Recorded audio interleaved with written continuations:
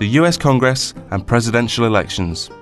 Voting, the people's chance to decide who they want to run their country and represent their interests. But how does it work in the United States of America? Across the pond, voting is quite different. Like the UK Parliament, the United States Congress has two houses, the House of Representatives and the Senate. Unlike the UK, there are public elections for both houses, and a third separate election is held to choose a president. In the US, the president is both the head of state and the head of government. In the UK, these roles are carried out separately by the monarch and the Prime Minister. The House of Representatives in the US Congress is designed to give a voice to the people of every local voting region of America. Members of the House of Representatives stand for re-election every 2 years. Each state is split into districts, and each district votes for one representative. The number of districts depends on the population of each state. For example, California, the most populous state, is split into 53 districts, so has 53 representatives. But Alaska, which is huge but has a really small population, only has one district and therefore only one representative in the House.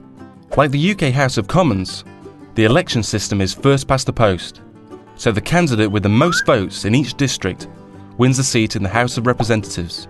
The party that wins a majority of seats in the House takes control. The ideal situation for a president is that the House is controlled by their own party. However, with elections held every 2 years, there's always a midterm election in the middle of a president's time in office. If the public thinks that the president's not doing a great job, they can vote in more members of the opposition party, making it more difficult for the president to pass laws. The Senate in the US Congress, like the House of Lords in the UK Parliament, is sometimes called the upper house. George Washington described the Senate as the saucer that cools the coffee, meaning that it's their job to scrutinise and question all proposals made by both the House of Representatives and the President, before voting to decide whether they should proceed as law. Senators, like members of the House of Representatives, are also elected to their seats by the public. Senators serve 6-year terms, and elections are staggered, so every 2 years, a third of the senators run for re-election. Each state is represented by 2 senators, regardless of its population. And again, the first-past-the-post voting system is used, so the candidate with the most votes wins. So how do Americans choose their leader? Well, presidential elections take place every 4 years. The 2 main parties, the Democrats and the Republicans, host big get-togethers where they choose their presidential candidate, the person they think will be the best leader for the nation. The winning candidate then chooses their vice presidential candidate, also known as their running mate, to help support the campaign. Presidential candidates usually choose someone with different areas of skill or knowledge, so they present voters with the best package. Together, they're known as a ticket.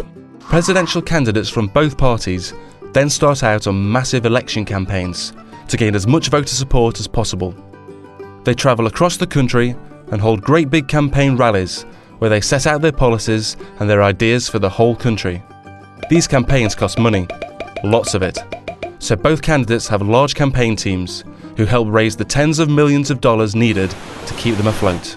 When it comes to election day, the public go to the polls to vote for one presidential ticket.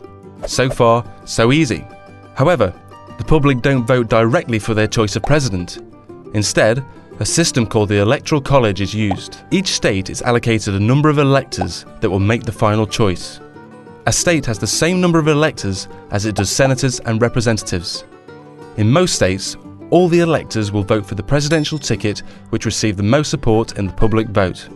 Finally, the presidential ticket with the most Electoral College votes becomes President and Vice President of the United States of America. So that's how things work in the US. A democracy like the UK, but on a much larger scale.